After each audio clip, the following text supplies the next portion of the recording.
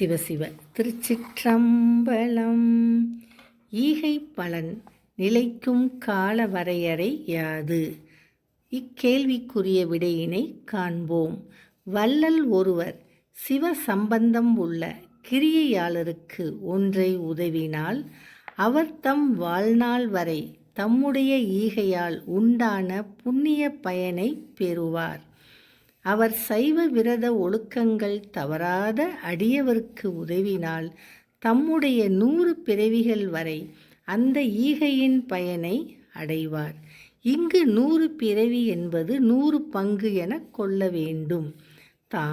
தம்முடைய ஆசானிடம் உபதேசமாக பெற்ற திரு ஐந்தெழுத்தை விதிப்படி உரு ஏற்றி வரும் மந்திர யோகிக்கு ஒன்றை அளித்தால் அந்த ஈகையின் பயனை தம்முடைய 1000 பிறவிகள் வரை அனுபவிப்பார். இங்கு 1000 பிறவி என்பது 1000 மடங்கு என்று கொள்ள வேண்டும். தக்க சிவயோகிக்கு ஒன்றை உதவினால் உதவியவருக்கு ஒரு ஊழிக்காலம் வரை அந்த ஈகையின் பயன் உதவும். சிவஞானிக்கு ஒன்றை அளித்தால் அளித்தவருக்கு பேரூழி வரை அந்த ஈகையினால் உண்டான புண்ணிய பயன் உதவும். இதனை தவத்திரு மறைஞான சம்பந்தர் சிவ தர்மோத்தரம் என்னும் நூலில் 173வது பாடலில் அருளியுள்ளார். இனி பாடலை காண்போம்.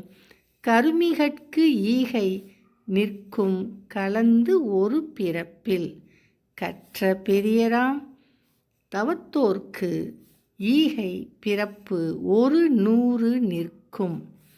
அரிய மந்திரத்தார்க்கு ஈகை 1000 பிறப்பு நிற்கும்.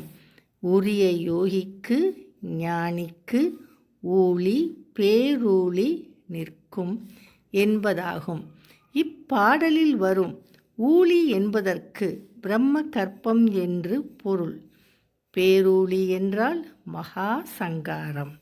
கிரியையாளரை விட சிவ விரதங்களை மேற்கொள்கின்ற தவசீலர் உயர்ந்தவர். தவசீலரை விட மந்திர யோகி உயர்ந்தவர். மந்திர யோகியை விட சிவயோகி சிறந்தவர். சிவயோகியை விட சிவஞானி மேலானவர் என்பதை இப்பாடல் வகைப்படுத்தி கூறுகிறது. கருமிகள் என்றால் கண்மயாகம் செய்வோர் என்று பொருள். தவத்தோர் என்றால் தவயாகம் செய்வோர் என்று பொருள். மந்திரத்தார் என்றால் செபயாகம் செய்வோர் என்று பொருள். யோகி என்றால் தியான யாகம் செய்பவர். ஞானி என்றால் ஞான யாகம் செய்பவர் என்று பொருள். திருச்சிற்றம்பலம்.